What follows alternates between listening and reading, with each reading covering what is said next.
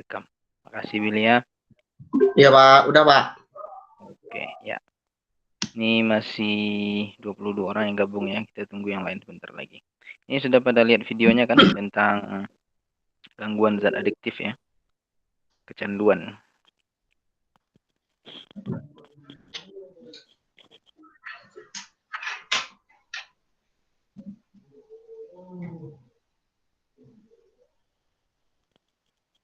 Oke. Baik. Gak apa-apa sambil nunggu yang lain kita mulai saja dulu ya. Moderatornya siapa? Saya Pak. Oke, silakan Royan. Dimulai Royan. Nanti langsung terima pertanyaan aja ya. Pertanyaan 3, kemudian kita diskusikan. Masih ada waktu, tanya lagi kita diskusikan. Oke? Oke Pak. Oke, tafadhol. Bismillahirrahmanirrahim. Assalamualaikum warahmatullahi wabarakatuh. Waalaikumsalam. warahmatullahi wabarakatuh. Alhamdulillahirabbil alamin. Wa bihi nasta'in ala umri dunya waddin wa ala alihi wa sahbihi ajmain amma ba'du.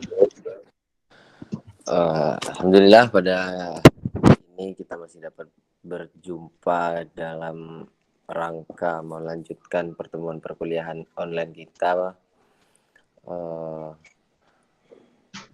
Baik, langsung saja. Semoga teman-teman dalam perlindungan Allah Subhanahu wa taala dijauhkan dari mara bahaya dan virus corona, dan tentunya diberi umur panjang agar kita dapat berjumpa di hari nanti. Amin. Baik, langsung saja untuk pemakalah, untuk menerangkan isi makalahnya, dan untuk teman-teman yang lain diharapkan untuk menyimak agar nanti Royan. bila ada apa Pak? Royan, videonya sudah di-share kan? Langsung diskusi aja. Pertanyaan, dia kita diskusikan. Oke. Untuk teman-teman yang sekiranya ada yang ingin ditanyakan mengenai penjelasan dari pemakalah tadi, langsung saja, waktu dan tempat dipersilahkan dengan segala hormat. Terima kasih.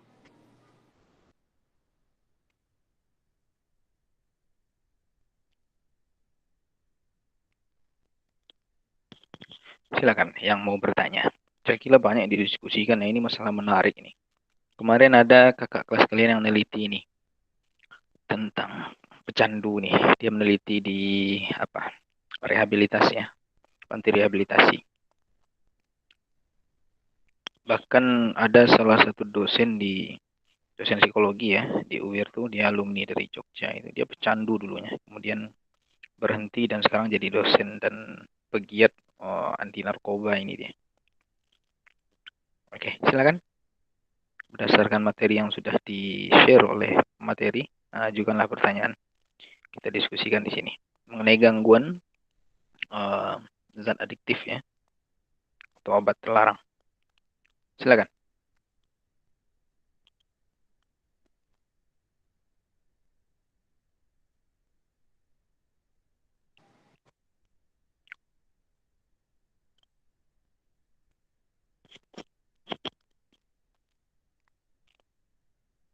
Ya, silahkan teman-teman yang ingin bertanya.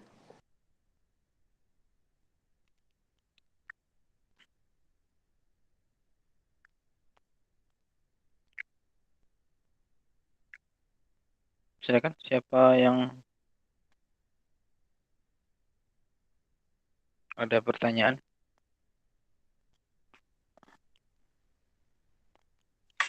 Izin bertanya, moderator. Ya, silahkan. Saya Vio dari kelompok 6. Jadi di makalah dijelaskan bahwa untuk terapi dengan penggunaan CBT atau kognitif itu. Nah, jadi yang ingin saya tanyakan, didapati kasus sekarang banyak, apalagi kita lihat di berita-berita terkait artis-artis yang menggunakan zat aditif ini seperti narkoba, dan mereka setelah melakukan rehabilitasi tapi balik lagi di kondisi mereka menggunakan obat-obat terlarang. Nah, yang ingin saya tanyakan, apakah dengan terapi penggunaan kognitif perilaku atau CBT ini benar-benar bisa mengatasi untuk tidak terulangnya penggunaan zat aktif tersebut. Terima kasih. Ya, terima kasih Saudari Vio atas pertanyaannya. Selanjutnya yang ingin bertanya disilahkan. Oke.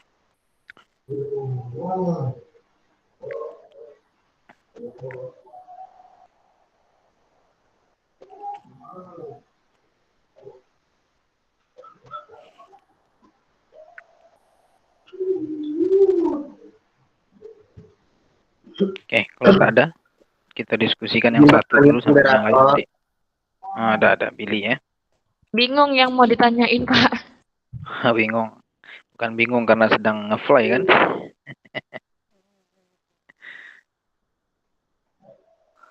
Oke. Silakan.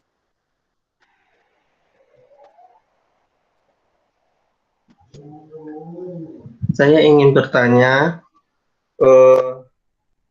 coba jelaskan terapi yang digunakan untuk mengkonselingkan penggunaan zat adiktif. Oke. Bagaimana Billy? Bisa diulang pertanyaannya? Coba jelaskan terapi yang digunakan untuk konseling penggunaan zat adiktif. Ya, konseling terapinya ya. Baik, terima kasih Saudara Billy atas pertanyaan. Ya, sama-sama. Izin bertanya, moderator. Ya, silakan Marcelina. Saya Marcelina Putri, ingin bertanya. Kan di dalam makalah ada gejala-gejala psikologi umum yang dapat dikenali dari penggunaan zat adiktif. Salah satunya yaitu cenderung menyakiti diri, perasaan tidak aman, bahkan bunuh diri. Apakah ini termasuk dalam perilaku abnormal? Dan bagaimana cara mengatasinya? Terima kasih. Sama-sama. Baik, sudah ada 3 pertanyaan dari teman-teman. Untuk pemateri atau pemakalah, silahkan dicari jawabannya mengenai pertanyaan-pertanyaan tadi. Oke. Baik, saya ketengahi ya, Ryan ya. Baik, Pak. Oke. Pemakalah langsung saja ya dijawab pertanyaannya. Saya kira sudah sudah baca-baca tuh ya. Oke, pemakalah siapa saja tadi? Iya, bentar, Pak. Oke.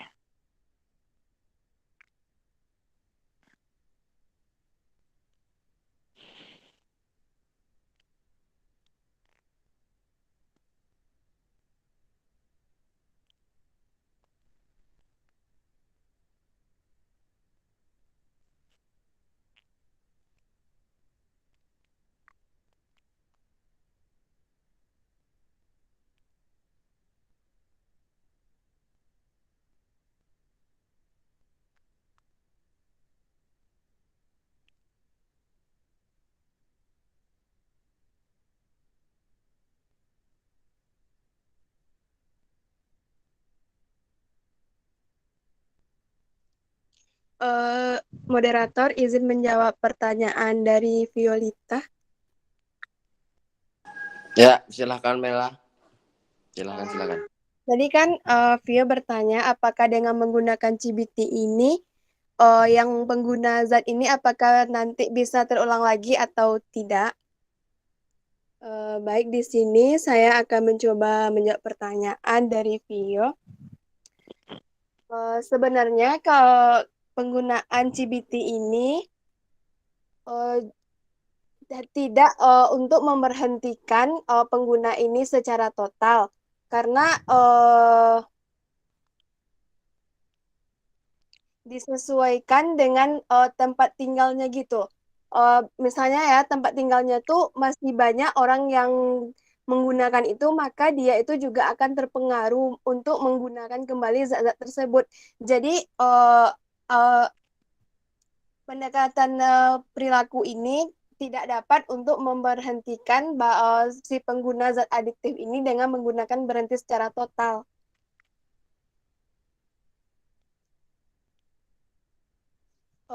Yang mana menggunakan CBT ini tuh hanya untuk mengurangi rasa kecemasan yang ada pada pengguna tersebut. Terus hanya untuk disesuaikan dengan kondisi-kondisi tertentu saja gitu. Jadi CBT ini tidak dapat memberhentikan secara total orang yang pernah mengkonsumsi zat adiktif ini. Terima kasih. Oke. Terima kasih, Ella. Bagaimana, Saudari Vio? Apa bisa dimengerti? Sudah bisa dimengerti moderator. Terima kasih, Mela. Oke, Vio, sama-sama. Bagaimana, Pak? Ada yang ingin ditambahkan, Pak? Lanjut jawab aja dulu. Nanti saya ulas di akhir. Oke. Baik, pertanyaan selanjutnya. Silahkan pemateri untuk dijawab. Izin menjawab pertanyaan dari Marcel, moderator. Silakan, Helmi. Baik, pertanyaannya di dalam gejala-gejala psikologi umum terdapat dikenali dari pengguna zat adiktif, salah satunya cenderung menyakiti diri, perasaan tidak aman, bahkan bunuh diri. Apakah itu termasuk dalam perilaku abnormal? Iya, karena itu termasuk perilaku abnormal yang tergolong psikosis, di mana psikosis itu disebut dengan kelainan kepribadian besar karena mempengaruhi seluruh kepribadian seseorang, sehingga tidak lagi bisa menjalani kehidupan sehari-harinya dengan normal. Cara mencegahnya, yang pertama, bisa kita menggunakan pendekatan CBT. Yang kedua, menghindari konflik batin dari diri sendiri atau juga dari lingkungan. Yang ketiga, selalu berusaha memelihara kebersihan jiwa dengan selalu berpikir positif. Yang keempat, usahakan untuk selalu bersikap dan bertingkah laku sesuai dengan norma yang berlaku di masyarakat tersebut. Yang kelima, latihan untuk menerapkan disiplin dalam segala hal. Terima kasih. Oke. Baik, terima kasih Helmi. Bagaimana, Mas Elina? Apakah bisa dimengerti? Alhamdulillah, telah paham moderator. Terima kasih Saudari Helni. Baik, untuk selanjutnya pertanyaan terakhir dari Saudara Billy, silahkan dijawab pemakalah. Mohon maaf moderator, boleh pertanyaannya diulang lagi, pertanyaan Billy?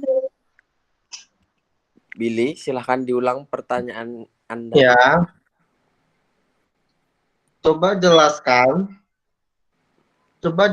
terapi yang digunakan untuk mengkonseling penggunaan zat adiktif. Oh, berarti di sini coba jelaskan ininya ya, konseling trauma, gimana sih? Terapi yang digunakan untuk mengkonseling orang yang pengguna zat adiktif ini. Ya. Izin menjawab moderator. Oh, baik, silahkan Pani untuk menjawab. Baik, untuk mengkonseling konseling pengguna zat adiktif ini sudah dijelaskan dalam makalah, yaitu bisa menggunakan terapi pendekatan kognitif behavior terapi atau terapi CBT, di mana terapi CBT ini seorang konselor itu untuk membantu individu ke arah yang positif tadi, yang mana yang mereka lakukan, yang pengguna lakukan zat adiktif itu seperti merokok atau narkoba, itu kan perilaku yang negatif seperti itu. Jadi tugas konselor ini menggunakan terapi CBT ini tadi, menggunakan pemikiran si klien tadi, yang mana penggunaan narkoba atau merokok itu kan tadi termasuk perilaku yang negatif. Jadi perilaku itu diubah ke arah yang lebih positif. Seperti itu. Baik, intinya terima kasih, pakai CBT. Yo. Bagaimana Saudara Billy? Apa bisa dimengerti? Saya paham. Alhamdulillah. Terima kasih, Pani. Sama-sama. Baik, semua pertanyaan sudah dijawab. Bagaimana ini Pak? Apa masih bisa dilanjutkan? Oke, silakan kalau masih ada pertanyaan ya. Ya, Biar sekalian untuk nanti saya ulas. ya untuk teman-teman yang lain, apakah ada yang ingin bertanya? Mungkin 1-2 pertanyaan lagi.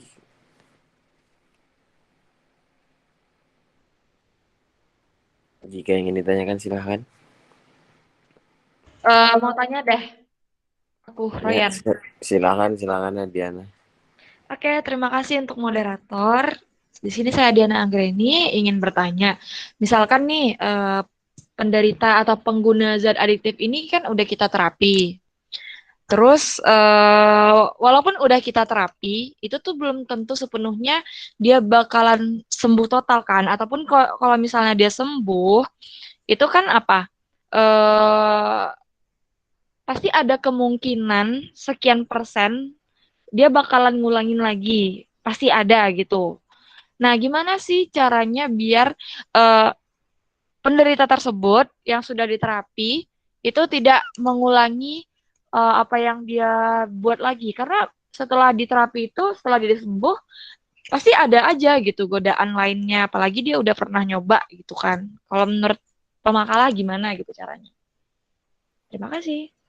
Sama-sama. Baik, langsung saja. Pemakalah silahkan dijawab pertanyaan Diana.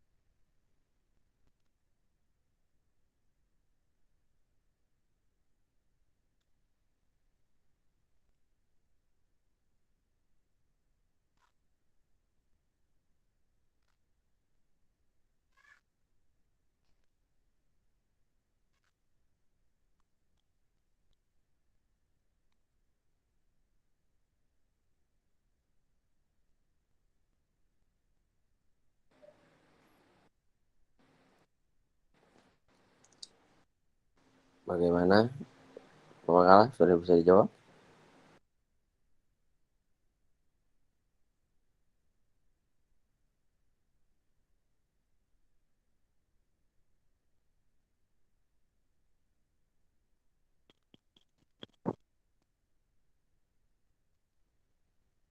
Silakan, siapa yang bisa jawab? Atau yang lain juga boleh.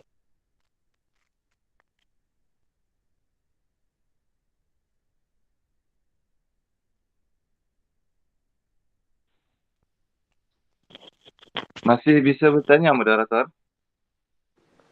Ya, silakan Naiman jika ingin bertanya. Yang terakhir. Saya mau bertanya nih. Zat adiktif ni juga ada di dalam makanan ataupun minuman seharian kita. Jadi pertanyaannya, adakah zat adiktif dalam makanan dan minuman seharian kita itu memberi dampak negatif kepada sistem biologis di tubuh badan kita? Ya. Baik, terima kasih. Eman. Dapat? Pertanyaan saya? Bisa dipahami? Bisa, Eman. Bisa. Oke. Izin menjawab pertanyaan Adiana, moderator. Silakan, Saudari Pani untuk menjawab, silakan. Baik, bagaimana caranya agar tidak mengulangi atau kembali lagi ke penggunaan zat adiktif? Baik, terjadinya penggunaan kembali atau kemungkinan kecil bisa terulang kembali pengguna zat adiktif walaupun sudah diterapi. Itu karena situasi-situasi yang dihadapkan pada situasi-situasi yang memungkinkan dia menggunakan zat adiktif itu kembali gitu, seperti lingkungannya atau teman-temannya. Jadi menurut kami untuk menghindarinya itu bisa seorang klien itu kayak seperti membatasi gitu pergaulannya. Jika itu pergaulannya kembali lagi untuk pengguna zat adiktif, lebih baik dijauhi gitu. Atau dihindari lingkungan-lingkungan atau teman-teman yang beresiko akan kembali lagi ke menjadi pengguna zat adiktif. Paham? Bagaimana? Oke, sangat dipahami untuk jawaban dari Pani. Terima kasih, Pani. Ya, silakan untuk pertanyaan terakhir dari Aiman. Pertanyaan moderator. Yang ditanyakan Aiman tadi, zat adiktif ini kan ada di makanan. Nah, jadi oke, silakan. Jadi kan zat adiktif ini kan ada pada makanan, terus ada juga pada minuman gitu kan. Terus ada efek sampingnya gitu. Sebenarnya ya zat adiktif yang ada pada makanan itu sebenarnya tuh gunanya tuh ya untuk menjaga makanan agar tetap segar dan tahan lama, serta untuk meningkatkan cita rasa dan memperindah gitu tampilan yang ada pada makanan itu. Terus zat adiktif yang digunakan dalam makanan itu aman digunakan dan tidak ada menimbulkan efek samping bagi kesehatan. Karena zat adiktif yang digunakan pada makanan maupun minuman itu karena telah mendapatkan izin edar dan persetujuan dari Badan Pengawasan Obat dan Makanan atau BPOM, yang mana kalau udah mendapatkan izin itu maka makanan ini aman dikonsumsi gitu. Jadi tidak ada pengaruhnya atau ada efek ditimbulkan dari zat adiktif yang terdapat dalam makanan dan minuman tersebut. Terima kasih. Baik, Izin menambahkan? Oh, silakan jika ingin menambahkan Saudari Adiana. Oke. Saya setuju dengan pendapat Mela tadi. Sebenarnya kalau zat adiktif pada makanan itu tidak apa-apa. Dan juga zat adiktif pada makanan ini kan juga dia berguna ya. Tetapi di sini perlu kita garis bawahi, kalau untuk penggunaan zat adiktif pada makanan itu tidak boleh saja, tetapi tidak boleh dalam jumlah yang berlebihan. Karena kalau dalam jumlah yang berlebihan, itu bisa menyebabkan penyakit dalam badan kita. Contohnya misalnya MSG. Kalau MSG itu kita konsumsi atau ditambahkan ke dalam makanan dalam jumlah yang besar, atau dalam jumlah yang berlebihan, itu bisa merusak ujung saraf kita. Bentar, itu untuk siapa ya suaranya bisa dikecilkan tolong, bisa di-mute dulu. Bilu bisa tolong di-mute suaranya. Oke, itu kan kalau untuk contohnya misalnya MSG.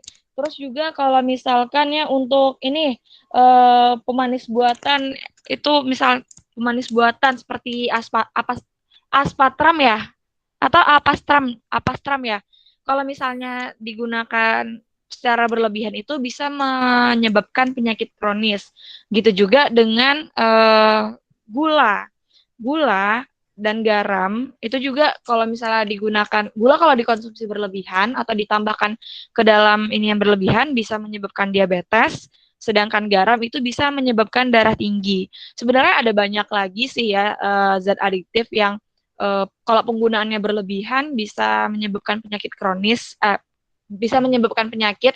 Cuman ya itu aja yang bisa saya sampaikan. Intinya jangan melebihi dosis gitu untuk penggunaannya gitu. Baik, terima kasih untuk jawabannya. Bagaimana? Ya, saya paham sekali. Terima kasih atas jawapan yang diberikan oleh pemakalah dan Saudari Adiana. Sama-sama. Baik, dengan berakhirnya pertanyaan-pertanyaan tadi, berakhir pula diskusi kita. Selanjutnya saya serahkan kepada Pak Syafri Ramadan untuk melanjutkan. Silahkan Bapak. Baik, terima kasih ya. Terima kasih moderator, terima kasih presentator tadi ya, yang sudah buat video dan sudah kita simak tadi. Jadi bahasan kita sekarang adalah tentang penyalahgunaan obat-obatan atau drugs ya, atau dikenal juga dengan zat adiktif, atau kalau yang populer di masyarakat itu namanya narkoba ya, narkotika dan obat-obatan terlarang yang sejenisnya. Baik, pertama kita harus kenal dulu apa itu obat tadi ya, drugs itu. Jadi sesuai dengan yang ditanyakan Aiman tadi, betul, bukan hanya dalam makanan, bahkan dalam obat yang diproduksi oleh perusahaan-perusahaan obat ya, dan sudah diberi label SNI, kemudian sudah ada label halal juga, itu mengandung zat-zat adiktif ini ya. Nah, cuman kan tadi sudah dibicarakan ya, jadi ada kadar-kadar tertentu yang kemudian menyebabkan adanya penyakit ya, kecanduan, kerusakan dan sebagainya. Nah, obat sendiri atau drugs itu itu secara substansi ya, atau zatnya itu dapat mempengaruhi dan mengubah keadaan psikis dan perilaku orang yang memakai atau mengkonsumsinya. Jadi obat di sini nanti ada berbagai jenisnya ya. Kalau yang dirilis oleh Badan Narkotika Nasional itu, BNN, itu banyak sekali jenisnya. Bahkan yang tidak kita ketahui. Bahkan dari daun-daunan yang mungkin kita temukan sehari-hari, itu bisa diproduksi di situ semacam obat yang bisa membuat kecanduan tadi.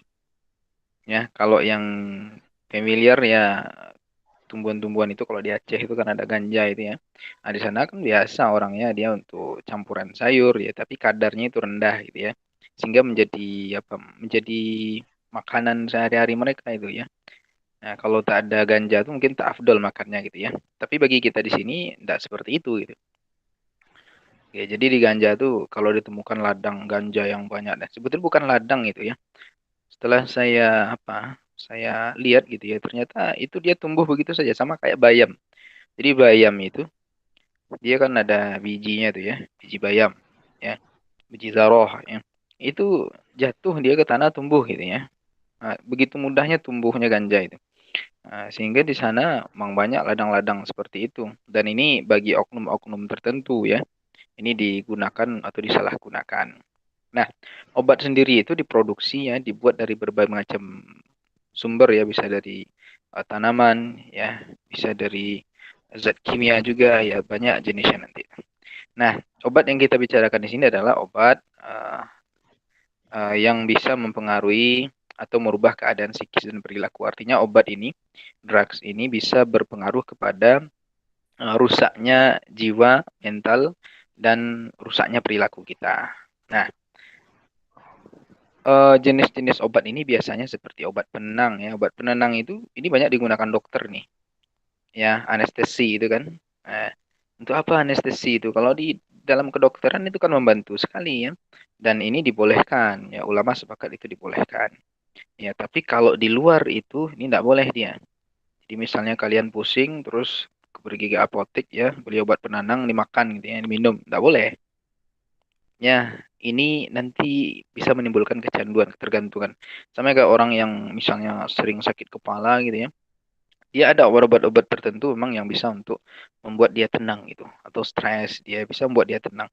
Dan ini nanti mengakibatkan kecanduan. Nah, model-model pengobatan seperti ini biasanya akan berulang gitu ya.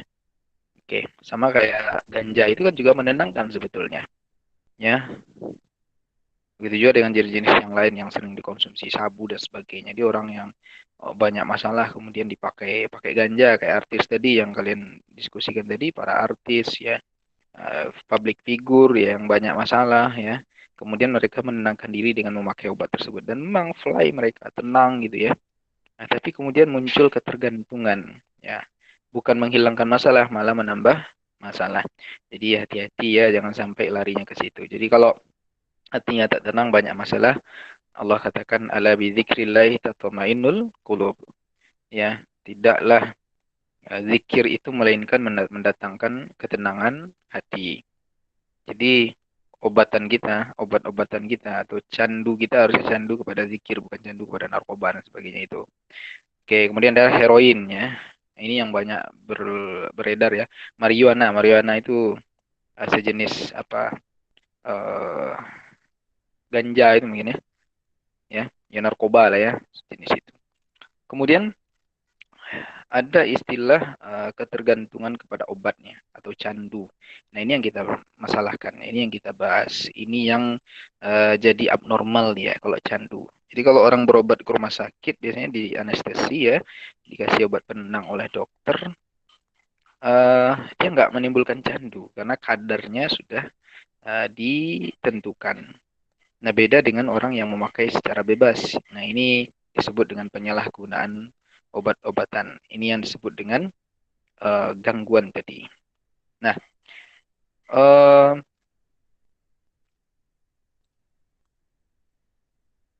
untuk penyalahgunaan penyalahgunaan ketergantungan itu ada beberapa jenis ya. Yang pertama ada jenis ketergantungan atau penyalahgunaan pada alkohol. Ya. Alkohol ini juga sebetulnya banyak terdapat di makanan kita, bahkan makanan yang alami ya seperti durian itu mengandung alkohol. Ketan hitam itu ya yang sudah difermentasi itu apa namanya itu? Tapai ya. Nah, tapai itu juga mengandung alkohol. Ya, kemudian manggis. Nah, cobalah makan manggis terus makan durian. Kalau nggak mabuk. Ya, kunang-kunang pemandangan dibuatnya. Nah, itu kenapa? Karena mengandung alkohol tadi. Ya, kadar alkoholnya cukup tinggi kalau di durian, kemudian di tapai. Oke. Kemudian efeknya pun sama ketika kita mengkonsumsi alkohol gitu ya. Nah, mengenai alkohol ini khusus ya tentang khamr dalam Quran itu diharamkan baik dia sedikit, qalil maupun katsir banyak. Ya, baik sedikit atau banyak dia haram. Nah, terus gimana Pak kalau digunakan untuk obat-obatan untuk cuci luka dan sebagainya? Ini boleh nih kan nggak diminum. Ya, kalau untuk cuci luka, untuk pembersih, nah itu boleh ya. Di alkohol ini zatnya sebetulnya zatnya itu zat yang suci, tapi ketika diminum itu dia menjadi haram. Itu bedanya ya. Beda sama daging babi. Daging babi itu asalnya memang haram, zatnya itu haram. Ya. Kemudian dimakan menjadi haram juga dia. Nah, beda dengan alkohol. Kalau alkohol zatnya itu suci.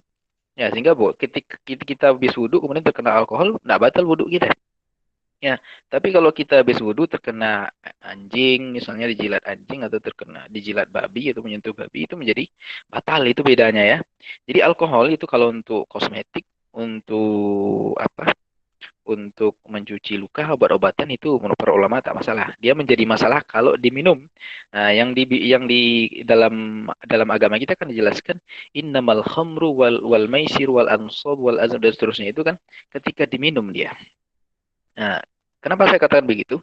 Di zaman Nabi, ketika pertama kali khamar itu jadi diharamkan secara bertahap ya.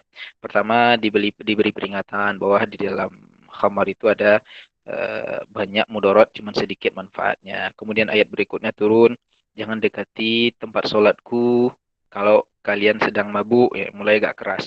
Kemudian berikutnya turun ayat langsung tegas, innamal khamru yang Al-Maidah itu, wal maisiru wal ansabu dan seterusnya itu. Bahwa khamar itu diharamkan. Nah, langsung tegas. Nah, ketika perintah yang ketiga itu turun, sahabat-sahabat yang punya khamar di rumahnya, ya termasuk Umar bin Khattab ya. Beliau termasuk yang suka minum dulu. Ya, dibuang khamar-khamar tadi. Kemudian dalam riwayat itu dikatakan di jalan-jalan itu khamar tadi berserakan. Kemudian sahabat lewat di jalan itu untuk ke masjid. Nah, sampai di masjid baju mereka ada yang terkena khamar dan mereka tetap sholat. Artinya apa? Mereka suci karena zatnya suci. Tapi ketika diminum dia haram. Gitu ya mengenai khamar. Jadi alkohol ya. Jadi boleh untuk mencuci luka, untuk kosmetik, untuk apalagi ya sterilisasi. Sekarang kan pakai sanitizer ya karena musim corona ini. Nah, ini dibolehkan tak masalah. Jadi orang habis wudhu kena alkohol. Cuman kalau diminum ini dia sedikit maupun banyak haram. Nah, ini ya, ini batasannya begitu. Nah, alkohol ini itu bisa menimbulkan ketergantungan. Nah, maka kalau di kampung-kampung banyak anak-anak muda tuh yang suka minum khamar tuh tiap malam mabuk dia. Ya. Dan ketika dia mabuk, akalnya hilang. Karena memang alkohol ini mempengaruhi akal, mempengaruhi psikisnya. Nah, sehingga kata para ahli, alkohol ini adalah salah satu katalisator ya, yang bisa menyebabkan banyak tindak kejahatan, ya, kekerasan, pembunuhan dan sebagainya. Ada penelitian saya lupa, di Nigeria kalau saya tidak salah ya, di Afrika sana. Itu sebelum diberlakukan hukum Islam terhadap peminum khamr ini, banyak terjadi perjudian, pemerkosaan, pembunuhan, perampokan, dan sebagainya. Nanti kalau kalian telusuri hasil penelitian itu ada dalam buku Mbak Fuad Nasori ya, tentang psikologi Islam. Di situ dikatakan setelah diterapkan hukum Islam, ya, jadi yang minum alkohol dicambuk gitu ya, yang memerkosa dibunuh ya, dipancung, yang membunuh balas bunuh, yang rampok potong tangan gitu ya. Nah, termasuk yang peminum alkohol ini, setelah diberlakukan hukum Islam, aman negara itu. Ya, ini bukti bahwa memang alkohol ini, jadi kan ada cerita lucu gitu ya. Bahkan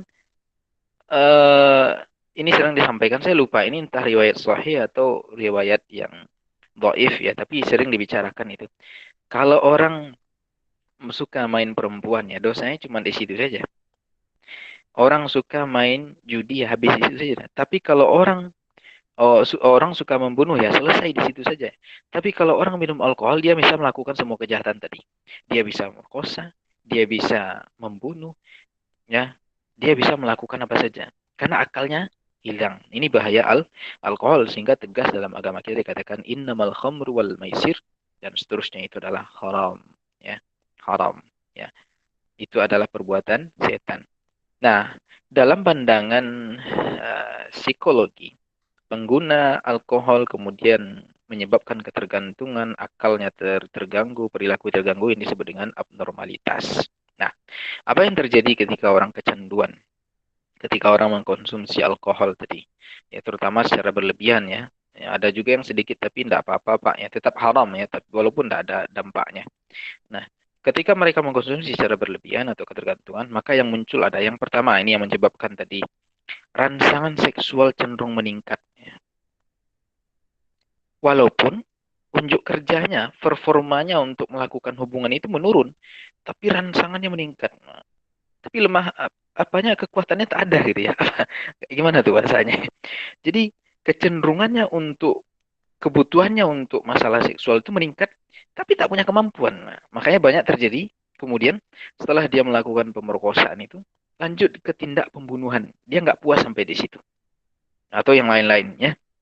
Jadi ini warning untuk para lelaki, para mahasiswa ya, para pejantan, kalau mau tangguh jangan minum alkohol.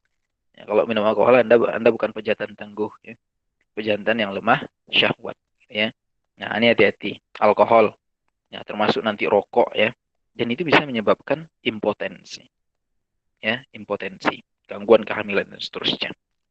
Kemudian yang kedua, dampaknya penderita akan mengalami blackouts. Ya, blackout ya. Apa itu? Hilang kesadaran atau menjadi pelupa ya. Nah, makanya orang mabuk itu dia jalan itu udah nggak sadar lagi. Bahkan dia sama tiang listrik bisa ngobrol tuh. Hilang kesadarannya ya. Namanya mabuk ya. Kemudian yang ketiga, penderita mengalami hangover ya, atau keadaan menarik diri disertai sakit kepala, mual-mual dan rasa lelah. Nah, ini gejala-gejala akibat mengkonsumsi alkohol. Nah, kemudian ada seorang peneliti namanya Jelinek ya. Bukan Jelimet ya, Jelinek ya. Dia menemukan beberapa tahap dalam proses perkembangan seseorang alkoholik ya, pecandu itu menjadi tergantung pada alkohol. Ini tahap-tahapnya kenapa orang bisa tergantung. Yang pertama namanya tahap simptomatik pra-alkoholik. Ya. Pada mulanya orang menenggak minuman alkohol itu demi pergaulan dulu. Ya. Nah, ini di awal-awalnya. Karena ingin banyak teman dan sebagainya ya. Atau ikut ke pesta yang di situ ada alkohol, dia ikut-ikutan dulu. Awalnya begitu. Kemudian ada tahap prodromal. Ya. Ini ditandai dengan serangan lupa atau blackout tadi yang datang secara tiba-tiba. Ini ketika kita sudah agak sering mengkonsumsi muncullah nih. Sering lupa, ya linglung, ya tanya sama ibunya, lupa dia. Disuruh kemana? Suruh beli apa yang dibeli, disuruh dipesan apa yang dibelinya apa gitu ya. Nggak sesuai. Kemudian ada tahap krusial. Nah, kini orang tersebut ya, pecandu atau alkoholik tersebut tidak bisa mengendalikan kebiasaan minumnya lagi pada tahap krusial ini. Jadi minum terus setiap malam minum, ya ketemu apa minum gitu ya. Nah, ini kemudian ada tahap kronik. Nah, ini sudah luar biasa. Jadi dia sudah betul-betul dikuasai oleh alkohol, ketergantungan full ya. Oke, itu tahap-tahap dan ini bentuk-bentuk dari gangguan alkoholik itu. Kemudian yang kedua, ada penyalahgunaan dan ketergantungan terhadap obat. Yang tadi terhadap alkohol ya, terhadap obat lagi. Nah, obat yang kita bicarakan tadi, drugs tadi ya. Nah, yang pertama ada jenis obat tersebut yang kita kenal ya, atau di kedokteran dikenal dengan opium ya, atau derivatifnya. Ini opium ini banyak dari Cina ini. Ya, atau candu kalau orang Cina bilang ya. Oh, Cina itu sejak zaman Bahola, sejak nenek moyangnya memang suka memproduksi candu. Ya, dia kalau mau menaklukkan, menjajah itu dikasih orang dulu ini gratis, habis itu dijajahnya. Karena orang udah lemah syahwatnya, ya, rusak berpikirnya, baru itu dijajahnya. Ya, dan Pekanbaru ini, ya, Batam dan seluruh Indonesia ini menjadi korban dari opium Cina ini. Ya, tontonan sabu dan sebagainya didistribusikan dari Cina lewat Malaysia ya, lewat Batam, Pekanbaru, terus di Jakarta dan seluruh Indonesia ya. Awalnya dari situ ya. Nah, opium itu adalah campuran dari bahan-bahan yang disebut dengan alkaloid ya. Alkaloid atau disebut juga dengan morfin ya. Jenis serbuk yang pahit rasanya namun punya daya sedatif atau menenangkan dan menghilangkan rasa sakit yang luar biasa. Nah, ini dia. Rasanya pahit, tapi bisa menimbulkan fly, ya, membuat kita hilang rasa sakit yang kita derita, kemudian tenang. Nah, ini dampak dari opium tadi atau morfin. Ya. Kalau morfin ini dicampur lagi dengan zat tertentu, itu akan menjadi heroin ya, yang memiliki daya analgesik ya, atau menghilangkan rasa sakit yang lebih hebat lagi. Wah, jadi heroin tingkatannya lebih tinggi daripada morfin. Nah, ini jenis-jenisnya. Kemudian morfin ini biasanya dan heroin ini biasanya dimasukkan dalam tubuh dengan cara dirokok ya, dihisap ya, pakai rokok melalui hidung juga bisa, langsung dihirup gitu ya, atau dimakan atau disuntikkan juga bisa ya ke bawah kulit kita ya, atau ke pembuluh darah kita. Efeknya apa saja? Mula-mula akan mengalami ledakan euforik ya, atau euforia. Itu efeknya. Kemudian menimbulkan rasa nikmat ya, yang bahagia dan kebahagiaan yang luar biasa ya. Bahkan bisa merasakan pengalaman orgasme seksual ya. Ini efeknya, makanya canduan ya kan. Nah, kemudian apa? Bisa orang tuh dalam keadaan flay dia atau teler ya. Nah, ini efek dari penggunaan heroin atau morfin tadi. Kemudian ada yang kedua jenis obatnya setelah morfin atau heroin, ada namanya barbiturat. Barbiturat atau obat tidur ya. Nah, ini juga bersifat sedatif ya, sama dia menghilangkan rasa sakit ya. Ini biasanya digunakan oleh dokter di rumah sakit ya untuk membius orang, misalnya orang mau dioperasi dipakai ini biasanya, tapi dengan kadar-kadar tertentu, tidak melebihi kadar yang ditetapkan gitu ya. Kalau melebihi ini menimbulkan ketergantungan gitu ya. Ada orang kecanduan obat tidur Pak, ada banyak ya, orang yang tak bisa tidur biasanya karena banyak masalah atau tekanan atau masalah hormonal dan sebagainya, bisa diminum obat tidur untuk membuat dia tidur gitu ya. Kemudian yang ketiga ada namanya amfetamin dan kokain. Nah, ini sifatnya dia, kalau yang ini jenisnya bersifat stimulan ya. Nah, fungsinya apa? Dia merangsang, karena dia stimulan ya, merangsang atau mempercepat kerja sistem saraf dia. Nah, amfetamin ini adalah sejenis preparat atau obat buatan yang berfungsi menolong orang tetap jaga siaga dan bekerja di atas taraf normal. Jadi apa ya? Kalau petinju tuh biasanya dia pakai obat ini, amfetamin ini. Jadi supaya kekuatannya bertarung itu melebihi orang normal, atau misalnya satpam security supaya bisa jaga malam, atau kopi ya dan sebagainya, itu kan ada sedikit di situ ya. Itu untuk membuat kita bisa bekerja. Jadi menstimulasi sistem saraf kita bekerja di atas rata-rata orang pada umumnya, manusia pada umumnya. Itu kokain. Ya.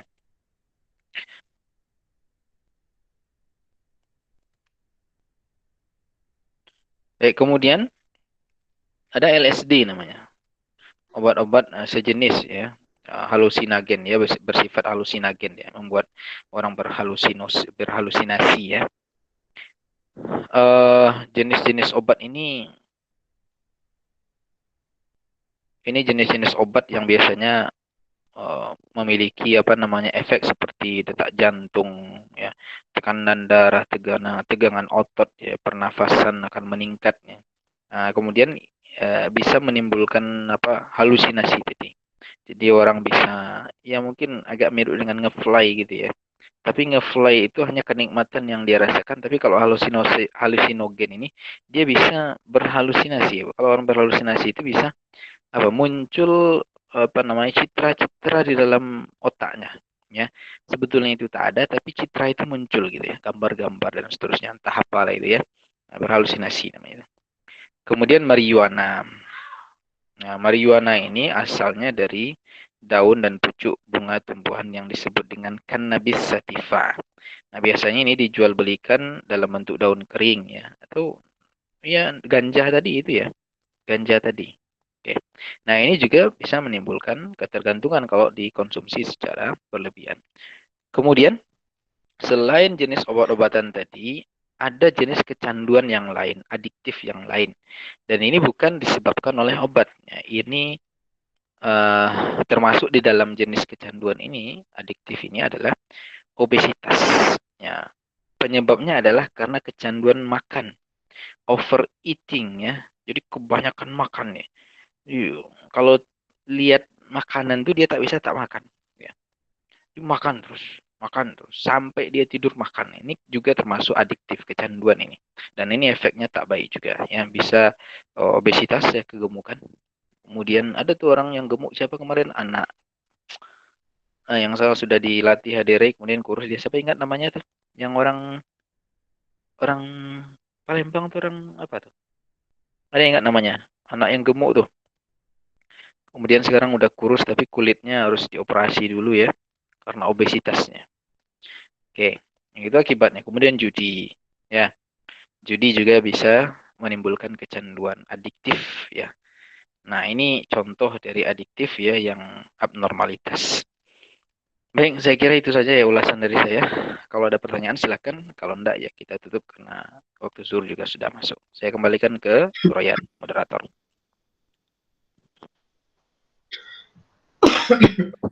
Terima kasih, Pak. Apakah ada yang ingin ditanyakan lagi, teman-teman?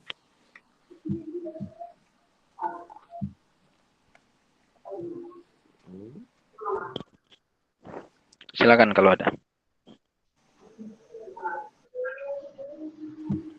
Oke, kayaknya tak ada, Royan. Kalau tak ada kita tutup aja ya. Nanti minta tolong. Oke, Billy. Ya. Jadi rekamannya gimana nih, Pak? Jadi nanti kan Billy stop rekamannya, kemudian dia akan masuk ke email kira-kira 1 jam lagi ke email Billy. Nanti kirim aja email tuh ke saya. Ke ini kan, email Pak? yang ke email saya yang ini. Oh iya, Pak. Oke, ini email kampus juga. Nanti biar saya yang download ya. Ya, Pak. Oke, baik, saya kira itu ya kawan-kawan. Tolong dibuat berita acaranya ya. Oke, baik, silakan ditutup Royan. Saya mohon maaf. Sampai jumpa di pertemuan berikutnya. Kita berjumpa di Selasa lagi ya. Jam 11. Insyaallah. Oke, silakan Royan. Baik, mungkin hanya itu tadi rangkaian dari acara perkuliahan kita pada hari ini.